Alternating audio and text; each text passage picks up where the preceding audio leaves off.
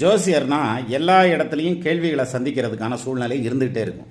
ஒரு கல்யாண வீட்டுக்கு போங்க, அல்லது ஒரு விசேஷ வீட்டுக்கு போங்க, அல்லது வேறு ஏதாவது ஒரு கோயிலுக்கு போங்க. எங்கனையா ஒருத்தர் யாராவது பார்த்தாங்கன்னா என் ராசிக்கு எப்படி இருக்கும், எனக்கு எப்படி இருக்கும் அப்படின்னு ஒரு வார்த்தையாவது கேட்காம இருக்க மாட்டாங்க. அப்போ இதுக்கு எல்லாத்துக்கும் உடனே உன் ஜாதகத்தை கொடு, நம்ம செல்லை எடுத்து டேட்டா பர்த் டைமை கொடு, என்ன தசை என்ன புத்தி, இதெல்லாம் பெருசாக யோசிக்கவே வேண்டியதில்லை. இப்போ நம்ம நின்று பேசிகிட்டு இருக்கோம், பேசிகிட்டு இருக்கிற இடத்துல ஏத்தாப்பில் ட்ரக் வருதுன்னு வச்சுக்கோங்க, லாரி வருது. இந்த ஒரு கேள்வி கேட்டுகிட்டு இருக்கார், பேசிகிட்டு இருக்கோம். அப்போ ஏத்தாப்பில் லாரி வருது அப்படின்னா நிச்சயமாக ஒரு தொழில் சார்ந்த கேள்வி தான் கேட்க போகிறார்.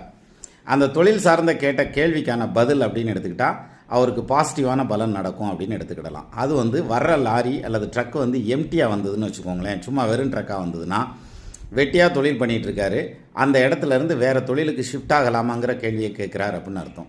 நம்மளை கடந்து ஒரு வண்டி லாரி போகுது அப்படின்னா அவர் தொழிலில் சக்ஸஸ் ஆக போகிறாருன்னு அர்த்தம்.